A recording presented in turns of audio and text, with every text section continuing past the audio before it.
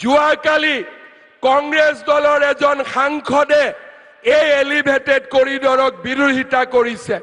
মই কংগ্ৰেছ দলৰ এই সাংসদ গৌৰৱ গগৈ ডাঙৰীয়াক ক'ব খোজো, আপুনি বিৰোধিতা কৰি থাকক, কিন্তু অসমে সপোন দেখিছে আকাশ চোৱাৰ, আৰু অসমে আকাশ চুবই, এই কথা মই আপোনাক স্পষ্টভাৱে ক'ব বিচাৰো। আজি অসমীয়াই কোনো পাকিস্তানৰ এজেণ্টৰ ওচৰত আত্মসমৰ্পণ নকৰে। আজি অসমীয়াই কোনো অচিনাকি মানুহৰ ওচৰত আত্মসমৰ্পণ নকৰে। অসমীয়াই অচিনাকি মানুহৰ মাটি উচ্ছেদ কৰি বটদ্ৰৱা থানত শংকৰদেৱৰ আবিৰ্ভাৱ ক্ষেত্ৰ নিৰ্মাণ কৰিছে। কাজিৰঙাত আজি অচিনাকি মানুহক উচ্ছেদ কৰি আমি এলিভেটেড কৰিডৰ নিৰ্মাণ কৰিম।